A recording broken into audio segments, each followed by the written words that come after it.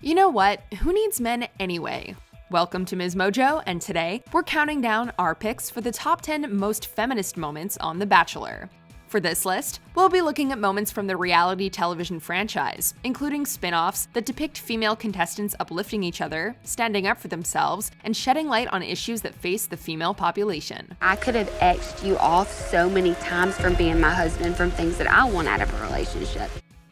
Number 10. Demi Burnett comes out as bisexual on Bachelor in Paradise. I have been casually dating someone, and it's a woman. While we were used to seeing Demi be outrageously bold on Colton's season of The Bachelor, we saw a much more vulnerable side of her on season 6 of BIP. On the show, Burnett grappled with her feelings for fellow contestant Derek and non-Bachelor contestant Christian Haggerty, who she'd begun seeing before the show, and who was invited to Paradise after making a surprise arrival. While Demi was not the first Bachelor contestant to identify as bisexual, her time on BIP was unprecedented, as it was not only the first time that a contestant's sexuality played such a major role in a season's storyline, but was also the first time in the 17 years of the franchise that a same-sex couple was featured and got engaged on the show. I love you so much, and I'm so in love with you.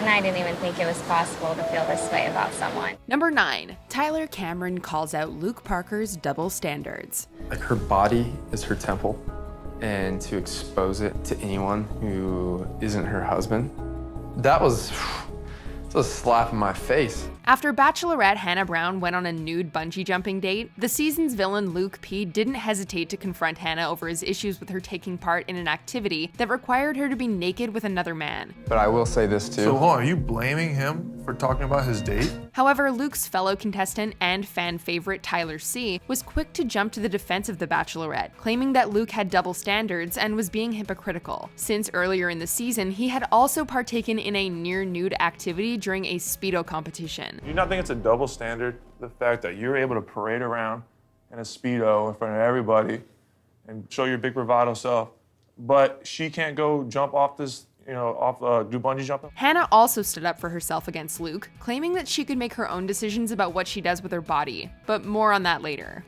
You're not my husband. You don't own my body. You don't own me. It's my body. Number 8. Fedotowsky leaves the show for her career. While most contestants give up their pre-show careers to appear on The Bachelor, season 14 contestant Fedotowsky did the opposite. While appearing on Jake Pavelka's season, Fedotowsky left the show to return to her account manager job at Facebook after finding out that she had misunderstood the terms of her leave of absence. I don't want you to go.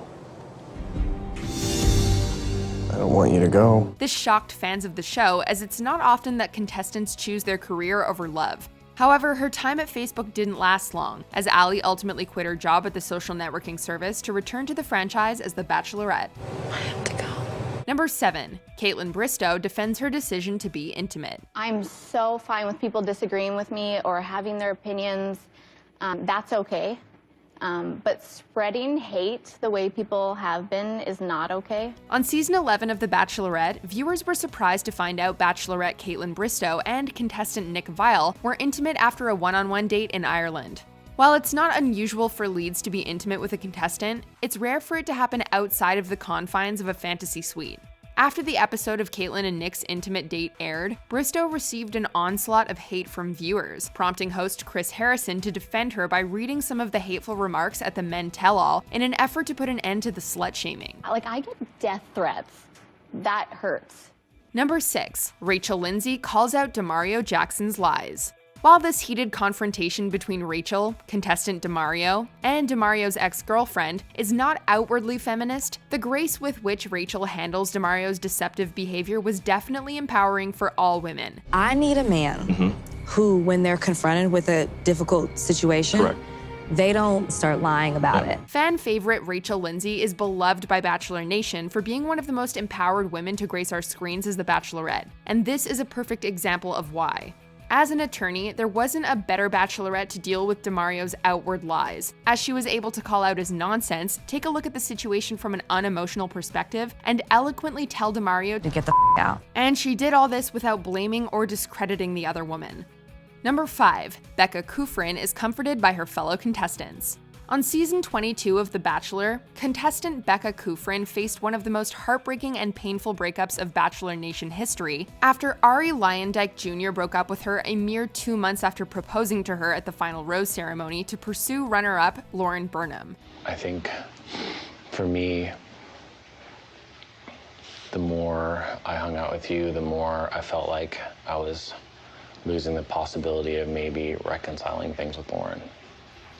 Although the breakup and the reunion between the two on After the Final Rose were both incredibly hard to watch, but you always have a choice and you didn't need to make that choice. I know, and I own up to that. That's on me. the show ended with high spirits as Bachelor producers brought out Becca's friends from the series to support her and praise her strength. For a show that often pits women against each other, this was a rare moment of female solidarity. Oh my God! Ooh, baby! I love this! There's all this love! Number 4, Kailyn Miller-Keyes opens up about being assaulted. I know, talking about it's not easy. It's not uncommon for contestants on The Bachelor and Bachelorette to share their stories of hardship with the lead on one-on-one dates, often including tales of divorce and past relationships. However, on season 23 of The Bachelor, contestant Kailyn Miller-Keyes opened up about her heartbreaking and harrowing story of sexual assault. The show did not sugarcoat or glamorize Kailyn's story, but instead let her tell it uninterrupted, in an effort to shed light on this prevalent issue on college campuses. I went to the police the next day. I tried to get a rape kit done. I was turned away by a hospital, which is illegal. And I went to another hospital. They did a rape kit. The results were inconclusive because so much time had passed because the first hospital turned me away. As a result, Kailyn's conversation with Bachelor Colton showed the reality of how sexual assault is treated, or often not treated at all, in the medical world, and the great lengths survivors have to go through to get justice. I don't know if you felt that and felt the appreciation and the love, but I hope you did. Yeah. Number 3, Emily Maynard calls out Kailyn McMahon's insensitive comments. I'll get a chance to talk to an exhausted, sick mother who has a child waiting on her now. It's quite common for the Bachelor franchise to have single parents as contestants on the show. So when they cast single mother Emily Maynard as the Bachelorette, fans knew that she was going to take finding love seriously. However, her single parenting life came into criticism from the season's villain, Kailyn McMahon, when he pretty much called her daughter baggage. Kailyn, last night, Ricky was referred to as baggage. Yeah, not going to apologize for it.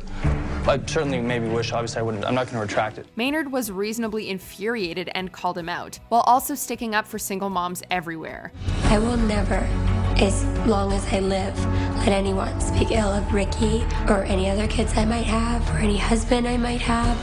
I will protect my family till the day I die. As well, Emily called out the hypocrisy of Kailyn's comments, as he was, in fact, raised by a single mother. For anyone to say that that's baggage does not deserve to be on any date with me. Had you asked me about Ricky, you would see that she's the furthest thing from baggage. Number 2, Hannah Brown defends herself against Luke Parker. If you thought we were done talking about Luke P, you'd be wrong. I feel like you owe me at least I don't owe you anything. a minute to share. I don't owe you My heart. anything. After a whole season of Luke's problematic behavior, and to the delight of fans everywhere, Bachelorette Hannah Brown finally sent Luke P home. The send-off came after he shamed her for being intimate with other contestants on the show, to which Hannah offered the now iconic line. I have had sex. Say what? Yeah. And Jesus still loves me. As a series with a high percentage of Christian viewers, Hannah B showed that you can be religious and sex positive at the same time, and created a conversation within Bachelor Nation around the shame women face when they're open about their personal lives. And guess what? We did it a second time. Before we continue, be sure to subscribe to our channel and ring the bell to get notified about our latest videos. You have the option to be notified for occasional videos or all of them. If you're on your phone, make sure you go into your settings and switch on notifications. Number 1, Claire Crawley tells Juan Pablo Galaviz off.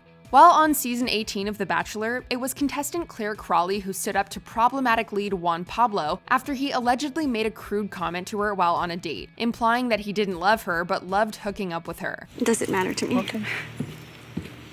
I lost respect for you. After breaking up with Claire at the final rose ceremony, Claire confronted The Bachelor about his behavior, and she offered her most iconic line. I would never want my children having a father like you. Okay.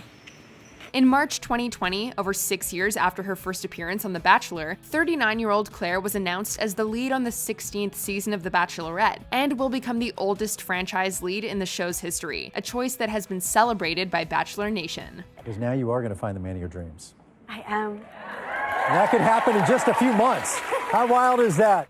Do you agree with our picks? Check out this other recent clip from MsMojo, and be sure to subscribe and ring the bell to be notified about our latest videos.